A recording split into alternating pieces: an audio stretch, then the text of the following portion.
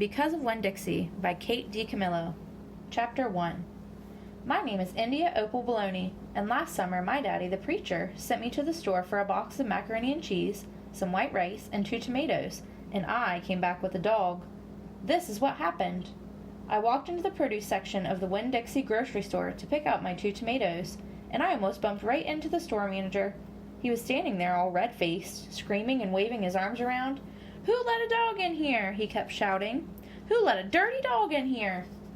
At first, I didn't see a dog. There was just a lot of vegetables rolling around on the floor, tomatoes and onions and green peppers, and there was what seemed like a whole army of Winn-Dixie employees running around waving their arms just the same way the store manager was waving his. And then the dog came running around the corner. He was a big dog, and ugly, and he looked like he was having a real good time. His tongue was hanging out, and he was wagging his tail. He skidded to a stop and smiled right at me. I had never before in my life seen a dog smile, but that is what he did. He pulled back his lips and showed me all his teeth. Then he wagged his tail so hard that he knocked some oranges off a display. Then he went rolling everywhere, mixing with the tomatoes and the onions and green peppers.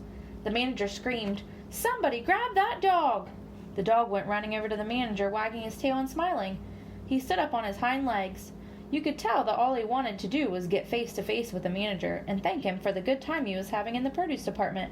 But somehow he ended up knocking the manager over, and the manager must have been having a bad day, because lying there on the floor, right in front of everybody, he started to cry. The dog leaned over him, real concerned, and licked his face. "Please," said the manager, "somebody call the pound." "Wait a minute," I hollered. "That's my dog. Don't call the pound."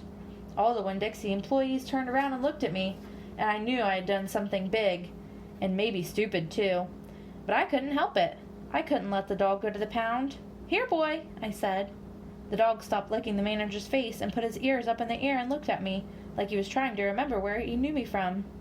"Here, boy," I said again. Then I figured that the dog was probably just like everybody else in the world, and that he would want to get called by a name. Only I didn't know what his name was, so I just said the first thing that came into my head. I said, "Here, Winn-Dixie." And that dog came trotting over to me like he had been doing it his whole life. The manager sat up and gave me a hard stare, like maybe I was making fun of him. "It's his name," I said. "Honest." The manager said, "Don't you know not to bring a dog into a grocery store?" "Yes, sir," I told him. "He got in by mistake. I'm sorry, it won't happen again." "Come on, Winn-Dixie," I said to the dog. I started walking, and he followed along behind me as I went out of the produce department and down the cereal aisle and past all the cashiers and out the door. Once we were outside safe, I checked him over real careful, and he didn't look that good. He was big but skinny. You could see his ribs, and there were bald patches all over him, places where he didn't have any fur at all. Mostly, he had looked like a big piece of old brown carpet that had been left out in the rain. "You're a mess," I told him. "I bet you don't belong to anybody." He smiled at me. He did that thing again where he pulled up his back lips and showed me his teeth. He smiled so big that it made him sneeze. It was like he was saying, "I know I'm a mess. Isn't it funny?" It's hard not to immediately fall in love with a dog who has a good sense of humor. "Come on," I told him. "Let's see what the preacher has to say about you." And the 2 of us, me and Winn-Dixie, started walking home. Chapter 2. That summer I found Winn-Dixie was also the summer me and the preacher moved to Naomi, Florida, so he could be the new preacher at the Open Arms Baptist Church of Naomi. My daddy's a good preacher and a nice man, but sometimes it's hard for me to think about him as my daddy because he spends so much time preaching, or thinking about preaching, or getting ready to preach. And so, in my mind, I think of him as the preacher.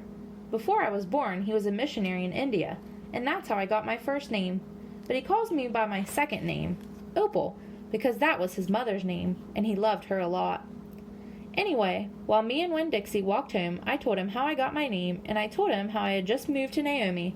I also told him about the preacher, and how he was a good man, even if he was too distracted with sermons and prayers and suffering people to go grocery shopping. "But you know what?" I told Winn-Dixie. "You are a suffering dog, so maybe he will take you right away. Maybe he'll let me keep you." Winn-Dixie looked up at me and wagged his tail. He was kind of limping, like something was wrong with one of his legs, and I have to admit, he stunk. Bad. He was an ugly dog, but already I loved him with all my heart. When we got to the Friendly Corners trailer park, I told Winn-Dixie that he had to behave right and be quiet. because this was an all-adult trailer park, and the only reason I got to live in it was because the preacher was a preacher and I was a good, quiet kid. I was what the Friendly Corners trailer park manager, Mr. Alfred, called an exception. And I told Winn-Dixie he had to act like an exception too. Specifically, I told him not to pick any fights with Mr. Alfred's cats, or Mrs. Dwetler's little yappy Yorkie dog Samuel. Winn-Dixie looked up at me while I was telling him everything, and I swear he understood. "Sit," I told him when we got to the trailer. He sat right down. He had good manners. "Stay here," I told him. "I'll be right back." The preacher was sitting in the living room, working at the little fold-out table.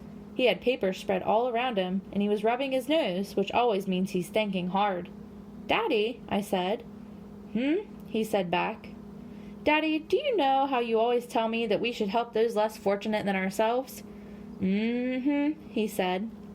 He rubbed his nose and looked around at his papers. "Well," I said, "I found a less fortunate at the grocery store."